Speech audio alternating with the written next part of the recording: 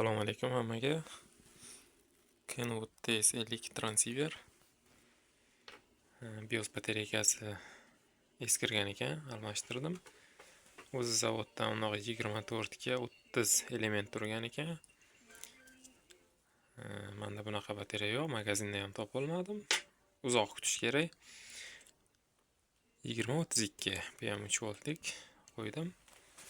Endi hozir transceiverni yoqamiz. Albatta transceiverda hozir tokka ulaganimizdan o'zi avtomatik yonadi. Transceiver yondi 14 MHz. Shu paytda transceiverni o'chirish kerak knopkadan.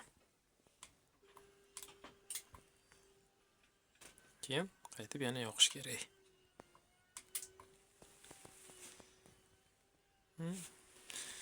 Endi mana chastotani o'zgartiramiz bu tomonga.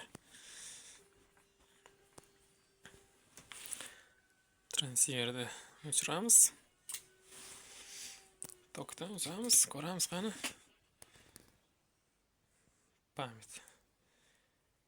Eslab qoladimi yo'qmi?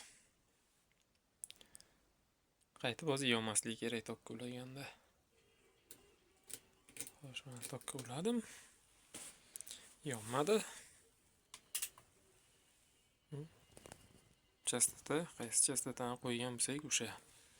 Oldin faqat hamma nastroykalar o'zgarib ketib 14 MHz da yonyotdi.